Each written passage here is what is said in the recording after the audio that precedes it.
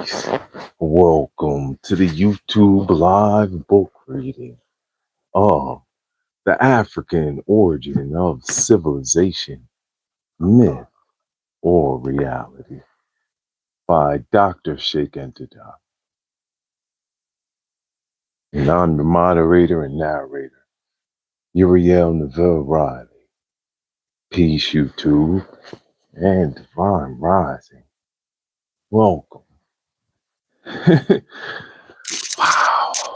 What a fun-filled day we had just the other day. And so we went to a beautiful place last night. And I know today is going to just be a magnificent day for manifesting everything we want. It's the beginning of the week. And so we want to focus our intention on what we want to get accomplished. So might as well begin with your YouTube live book reading of The African Origin of Civilization, Myth or Reality by Dr. Cheikh Anta and translated and edited by Mercer Cook. So we pick up page 243. Look at that. At the top.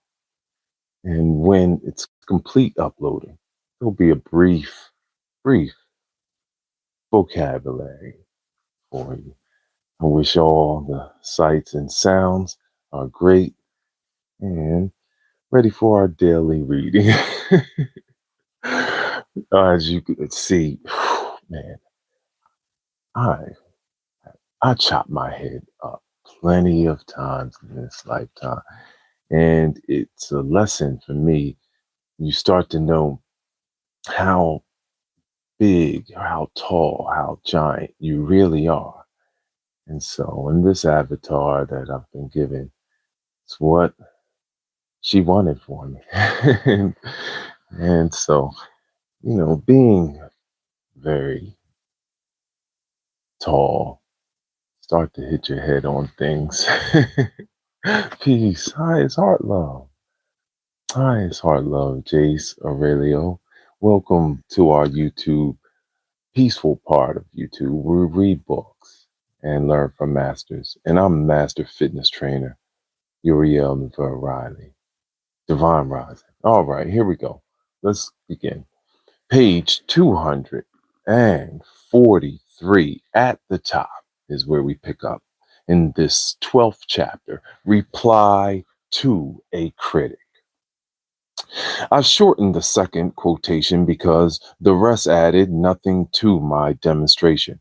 I needed to prove that the Egyptians were black. It mattered little to me to know, I already knew it, that they had this blackness in common with other peoples.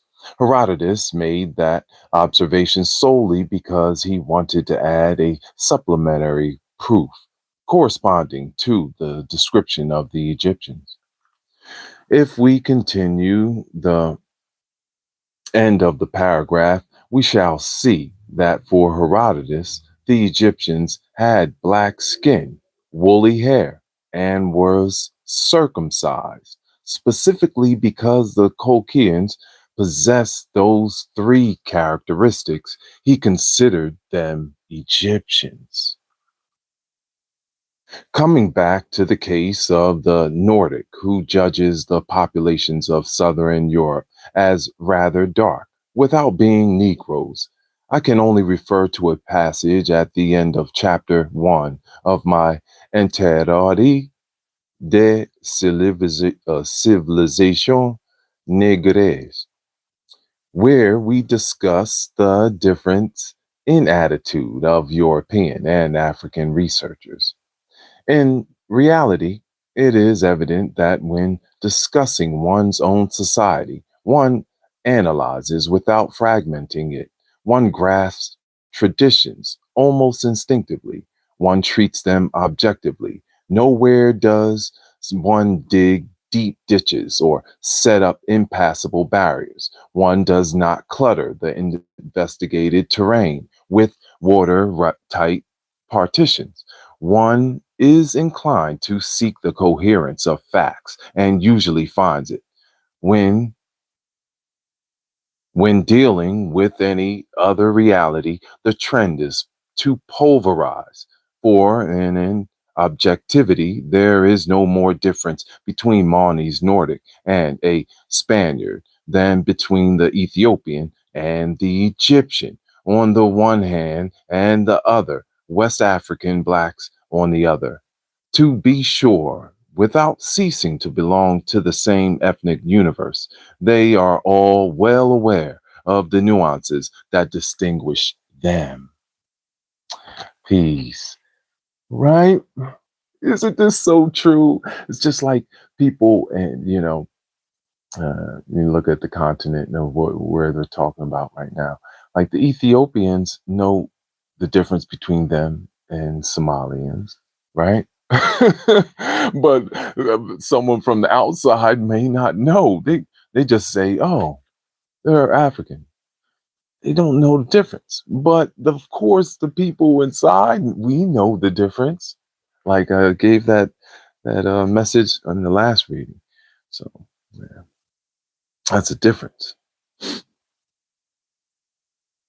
Can Mauney state positively that in the Middle Ages, in the days of Barbary, when proper names were being formed in modern Europe, particularly in France, the Morels, the Moros, the Lenois, the Negres, did not indeed have some ancestor who justified that appellation? Names were not created gratuitously. One was called de Vallon when he came from the valley, Dew Point if he lived near the bridge, or so on. Why should names implying ethnic origin be applied without any reason? Persons interested in kitchen gossip can easily show that authentic Negro elements were found in various European families during that epoch in France, Germany, and Italy, even if we discount the Arab influence. Peace, Marquise. Divine Rising. Yeah. And I want to, man, thank you so much. August is going to be major, right? So I'm releasing my new book soon, August 25th. All right. Yeah, Divine Rising to you as well. All right. Much love. Thank you for being here. The mods are in the building. We're at the top of page 244 for those checking in and reading along with us. And I will put a brief vocabulary in the upload in the description when it's complete and will be in the playlist. Top of page 244. The third quotation criticized by Mauney involves the Padian Indians, who were never subjugated by Darius. Herodotus describes their skin color with the same ethnic adjective that he uses for the Egyptians and Ethiopians. They are all blacks, melanchochos or melanchoros. And this is the what Mauney fails to see. Such is the logical justification for that quotation. Here's a passage that Mauney brought up. The passage from Diodorus of Sicily concerning the Ethiopians claim that their civilizations preceded that of the Egyptians is interesting historically for the opinion that the Egyptians probably descended from the Ethiopians. It therefore poses the problem of the Negro's contribution to the formation of ancient Egypt. So I consider this text more important than those from Herodotus, Strabo, or authors of Genesis in this connection. But I insist on saying at once that archaeology proves super abundantly that Egypt was the civilizing factor on Ethiopia and not the reverse. I believe it impossible to prove the architectural constructions in Nubia to cite but one example are earlier than those of Upper or Lower Egypt in the Epic of the Pyramids. This does not mean that the Ethiopians had no part in forming Egyptian civilization. I am even convinced of the contrary. It is the ethnologists ethnologists and sociologists and others to spell out the importance of that contribution. This passage from Diodorus was quoted to show that the first Egyptians who filtered farther north in the Nile Valley were only a fragment, a colony, detached from an early trunk. The Ethiopian community located farther south. Diodorus reports this as a general opinion in his day. Rightly or wrongly, the Ethiopians always thought themselves to be the biological ancestors of the Egyptians. They also claimed, as Diodorus reports, the paternity of the early cultural creations from which Egypt later benefited. Cowley, one of the first moderns to study the Nubian civilization in depth, shared that opinion. In his view, the earliest attempts were made in Ethiopia and then perfected in Egypt, having thus become masterpieces. The rough sketches probably went back up the valley, like the reflux of the tide. Consequently, it was never our intention to dispute the belated influence of Egypt on Nubia.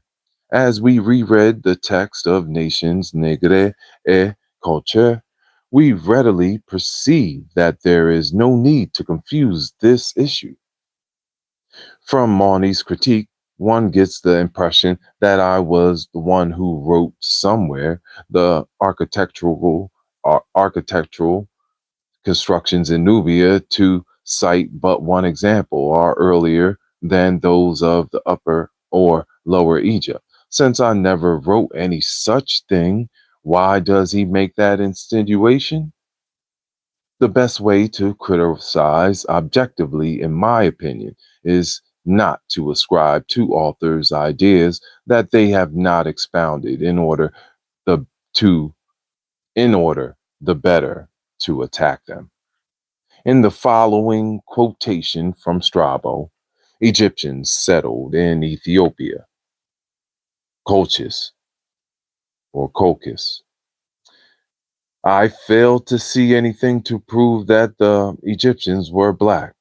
They colonized parts of those two countries, and that is all there is to it. Perhaps the logical connection that escapes Mauney, he says, is too implicit. Yet the passage just quoted from Herodotus could have helped him to grasp the meaning of that sentence. During antiquity, scholars considered Ethiopians, Egyptians, and Colchians as Negroes belonging to the same race. Nobody can cite a denial of this in the ancient text, but the chapter from Strabo's geography, which reports these facts, deals with migrations of peoples. The author simply wanted to describe the dispersion of population. For him, the point of departure was Egypt rather than Ethiopia. He thought that it started from an early Egyptian nucleus, which by from which Ethiopians probably separated in the form of colonies. These Ethiopians supposedly migrated up the Nile Valley, and the Colchians settled in the shores of the Black Sea. For that reason, he says Egyptians settled in Colchis and Ethiopia. as the blackness of Ethiopians and Kotokians could be accepted a priori as indisputable and remains so even today. One could deduce from Strabo's remark that the Egyptians were consequently also black. Down at the bottom of page 245, chapter 12, the African origin of civilization, myth or reality, by Dr. Cheikh Anta, translated and edited by Mercer Cook. And yeah, we're flying through. Yeah, it's that time in the year where we know, right? Take physics into it. Let's put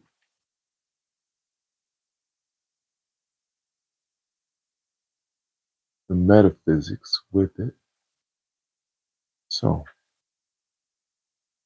I'm going to give you this gem just because it's a master gem.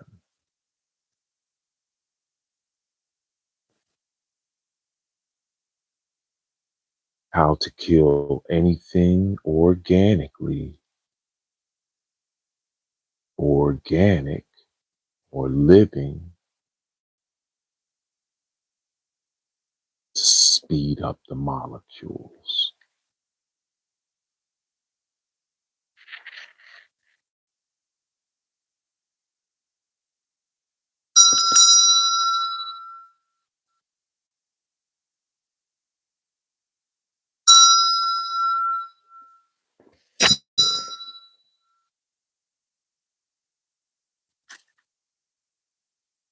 So, heat burns up, right? Heat burns up, lifts things up. And look at the helium molecule.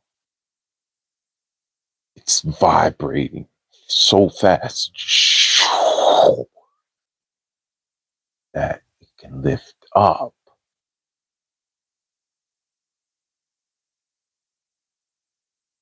sugars, salts. They speed up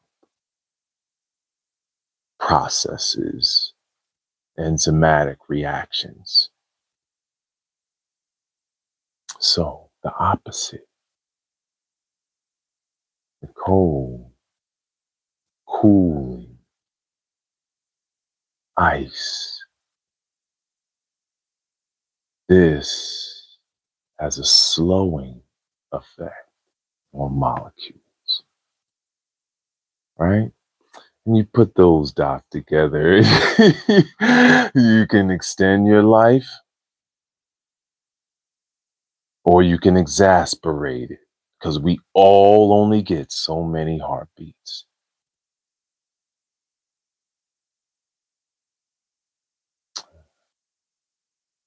All right.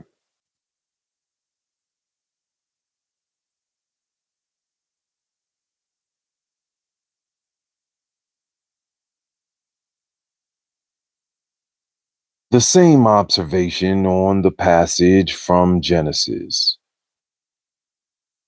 9, 18 through and 10, 10:20, where, as a matter of fact, the Egyptians, Mizraim, are classed among Ham's descendants, but the latter is a legendary personage like Noah, Shem, Japhet, and the division worked out in the Bible only concerns the various races then known by the author or authors of Genesis: Indo-Europeans, Japhet, Semites, Hebrews, Arabs, some of the Mesopotamians, etc., and Hamites, or the Negro.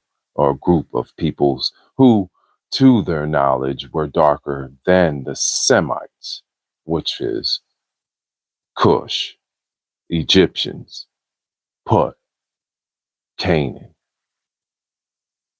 Moreover, Genesis, which is not an anthropological treatise but a collection of Hebraic, Mesopotamian, and Egyptian legends referring inter alia to the origin of the human races as the Hebrews of the second millennium imagined them.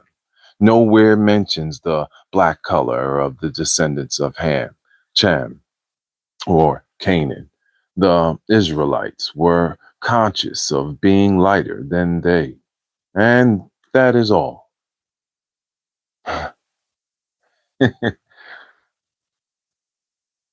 Yeah.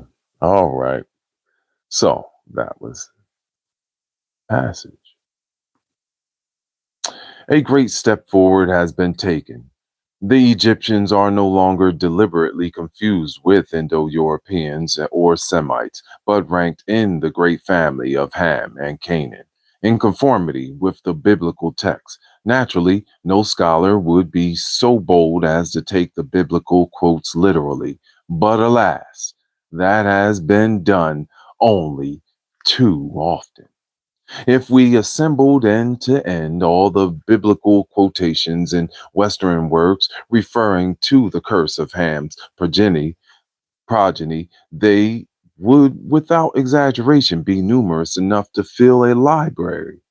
In contrast, rare are the quotations pointing out the fact that the Egyptians belong among Ham's descendants. Thus, the Bible is complacently quoted. It is a matter of confirming opinions acquired from tender infancy on the inequality of human races. But it does not do the press, do to press the conse- yeah, consequences to the limit. So, right? Yeah. One is careful not to uncover the mine buried, so to speak, in in the very text cited. hmm They don't want to say it.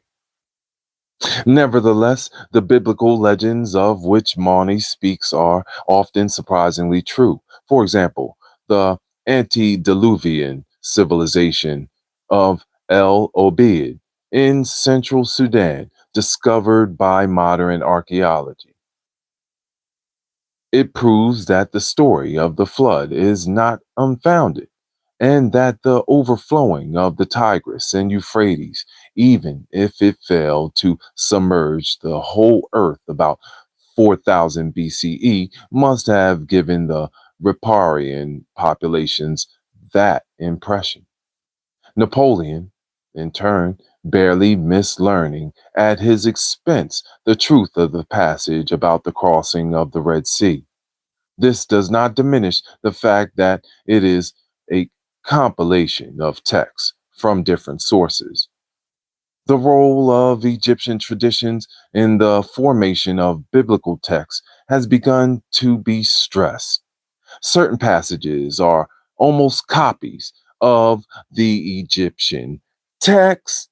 And we'll pause right here. Woo! Getting into it. Chapter 12. Wow. That is so good. So good. When we reconvene, we will come back in the chapter 12 at page 246. Down at the bottom for those reading along. And in the playlist, I will put a brief vocabulary of some of those. Thank you so much for being here. Peace, Jens. Hi, it's Heart Love. How's everyone? I wish all of you are doing wonderful. Yeah. So grateful and thankful for all I have now and all that is coming to me. Light is shining. so grateful. Come on, breathe with me. Let's go. Yeah, because we're going back in meditation and then I have to go do some work. So I'll be coming back late after putting in this work, helping the people. Gotta give thanks that I have the ability to be able to do it, you know. And that's why you won't never see me putting people down or talking down to, because I know that it's a gift, a blessing to have all these attributes and abilities. That's why I work with so many people that don't have those abilities, that's had strokes or are diseased, and motor neuron functioning is off, because it's like I want them to be better and to help. Couldn't imagine being in their position. Well, what I can do is help lift them up, help guide them, you know, help turn on the light in certain ways. And that's why I mastered the pressure points, because I can literally turn on people's electrical system, helps them grow. It's powerful. Reality. But I've been given this gift so that I can help people, because I have the ability to do it.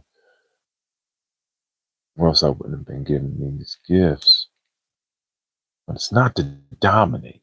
It's not to use negatively.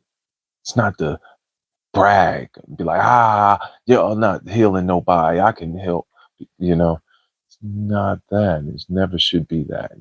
You can't do it with that type of attitude. You have to have an empathetic and compassion for people, for humanity. That's the only way you get the superpower to heal people. So I look at it as that too, and I accept it as that. So grateful and thankful. Let's have a glass of love water. Solar returns today, right? Starting off the week right with some love. And to also those that have elevated are no longer with us here on earth. We love you so much. And all those solar returns, divine days and nights. Yay. Love you. I love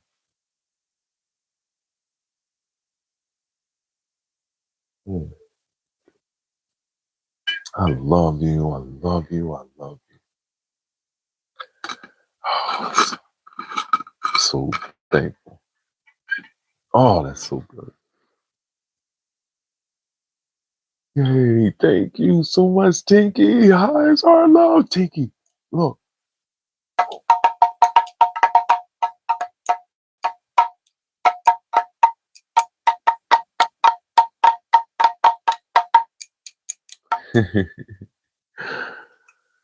It's so fun to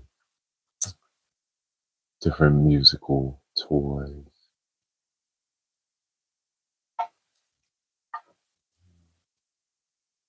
I want you to have a wonderful day. Shine your light. Remember, there's so much that you can do if you focus on accomplishing one thing first and say, okay, because that's how you really can perform and get done big tasks. We used to, when I used to do work construction sites and stuff, we would do demolition sometimes, right? Oh, so please, thank you, Tinky, right? And it would be so much stuff, all broken down. You have to break up different walls and you know take out everything. And these are big commercial industry sites, right? And you look on it at the beginning of the week when you come in and you say, wow, like how are we going to get all of this done the first few times doing it, right? And then that's how we would do it. All right. First, let's break all these walls down and get the brick out. Spend the day doing that, right?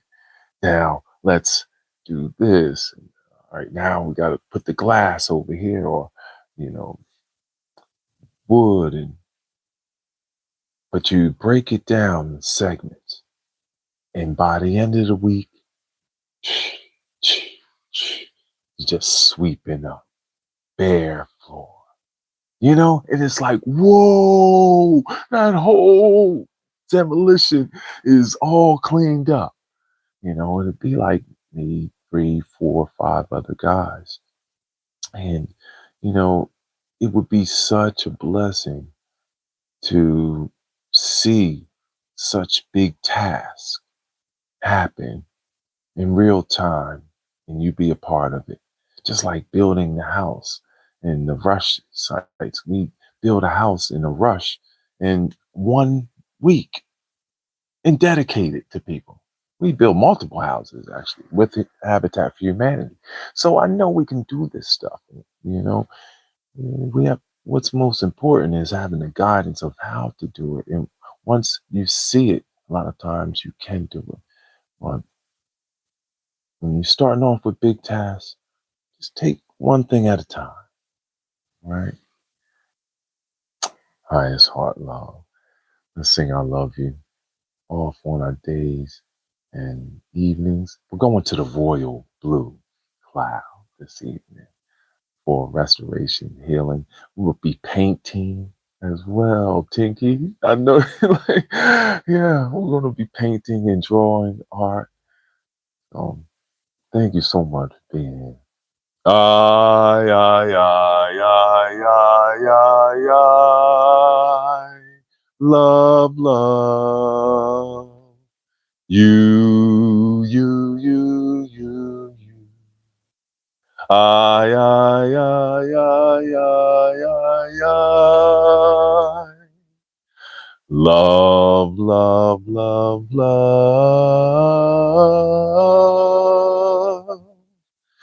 You, you, you, you, you, you, you.